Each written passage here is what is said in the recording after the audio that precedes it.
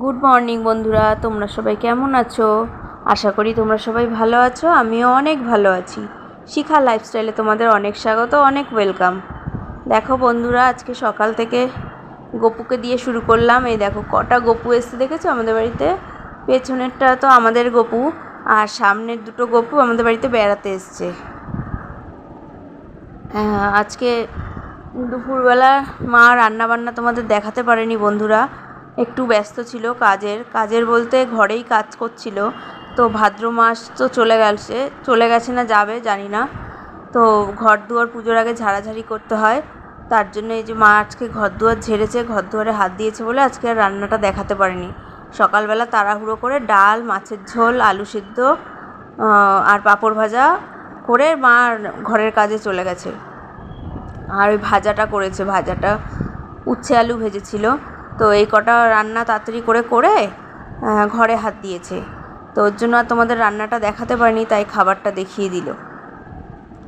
আর এই দেখো বন্ধুরা, আমি তোমাদেরকে বলেছিলাম আমার একটা স্বপ্ন পূরণ হতে চলেছে। তো ফাইনালি সেই স্বপ্নটা পূরণ হয়ে গেছে। স্বপ্নটা পূরণ হয়েছে বলতে আমার অনেক দিনের একটা ইচ্ছে ছিল যে আমার ঘরেও বক্স খাট হবে। তো ফাইনালি সেই বক্স খাটটা নিয়েই নিয়েছি। তো দেখো বন্ধুরা, ফিটিংস করতে আসেনি এখনও, ফিটিংস করতে কালকে আসবে। আজকে ডেলিভারিটা দিয়ে গেল। তো এই জন্য এইভাবেই রেখেছি মালপত্রগুলো, কারণ ঘরেই সেট করবে, ওই জন্য ঘরেই রাখতে বললো।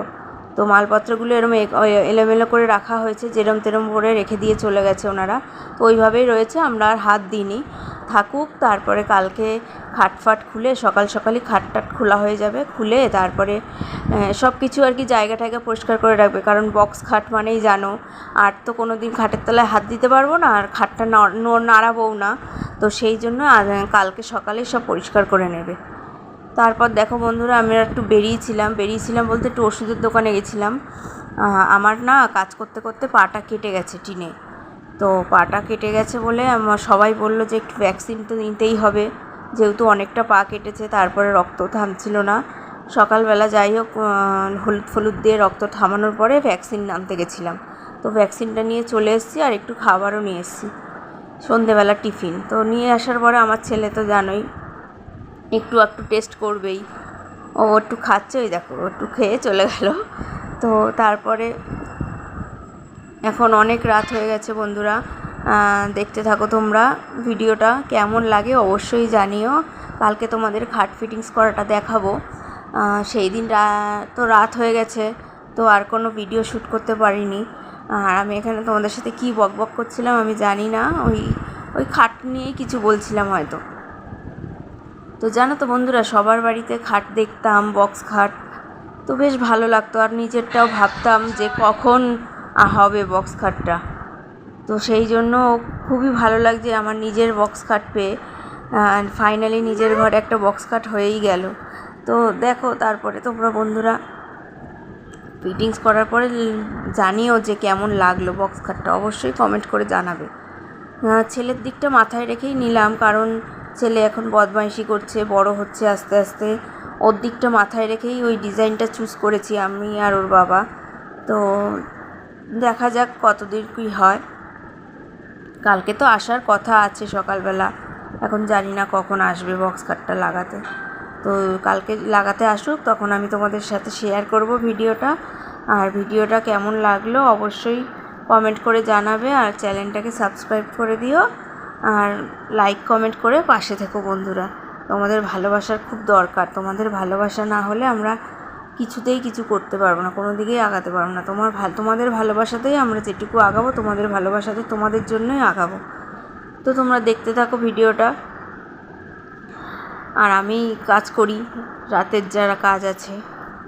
তারপর দেখো বন্ধুরা, সেদিন রাতে আর কোনো শ্যুট করতে পারিনি।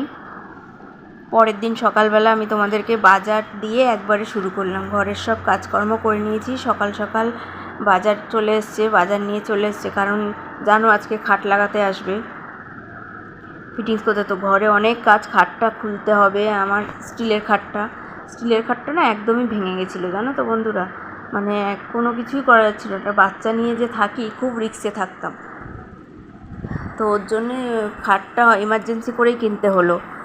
তো যাই হোক, ইমার্জেন্সি করে কিনলাম, ভালো হয়েছে, আমার স্বপ্নটা পূরণ হলো ফাইনালি। যেইভাবে তেইভাবে হোক আমার স্বপ্নটা পূরণ হয়েছে। তো বাজার দেখো কত রকমের শাক নিয়ে চলে এসছে ওর বাবা। বাজারে গেলে শুধু শাকই আনবে 3-4 রকমের, লাল শাক, কলমি শাক, পাট শাক। কলমি শাকটা আগের ছিল। তারপরে সজনে ডাঁটা নিয়ে এসছে। ডাঁটাগুলো এত বড় বড়, আমি কীভাবে যে রাখবো আমার মাথায় ঢুকছে না। তারপরে মাঝখান দিয়ে মা বললো দে, মাঝখান দিয়ে কেটে দিয়ে প্লাস্টিকে করে ছোটো ছোটো করে রাখ। তো মাঝখান দিয়ে মা কেটে দিয়েছে, তাই প্লাস্টিকে করে রাখছিলাম। দেখো, আর টমেটো দেখেছো, টমেটো নিয়ে এসছে কত, আগেরও কিছু টমেটো ছিল, তাও টমেটো নিয়ে এসছে। তারপরে আমার ছেলের বদমাইশি করেই যাচ্ছে।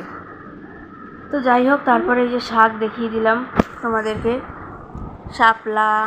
এই দেখো আর একটা শাক, কত রকমের যে শাক নিয়েছে। আর লাল শাকটা মা বাছতে বসে পড়েছে, লাল শাকটা মা বাছছে।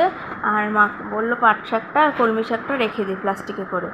দেখো মা লাল শাক নিয়ে বসে পড়েছে, লাল শাকটা বাছছে, আর আমি এদিকে সবজি গুছাচ্ছি।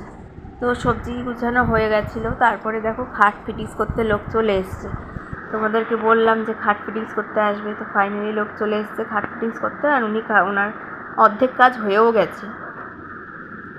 তো অর্ধেকটা হয়েছে, এখনও অর্ধেকটা বাকি আছে। তো তোমরা দেখতে থাকো ডিজাইনটা। এই দেখো, দেখেছে আমার বর আর ওই দাদাটা মিলে ফিটিংস করলো। দাদাটা কোম্পানি থেকে এসছে আর আমার বর ছিল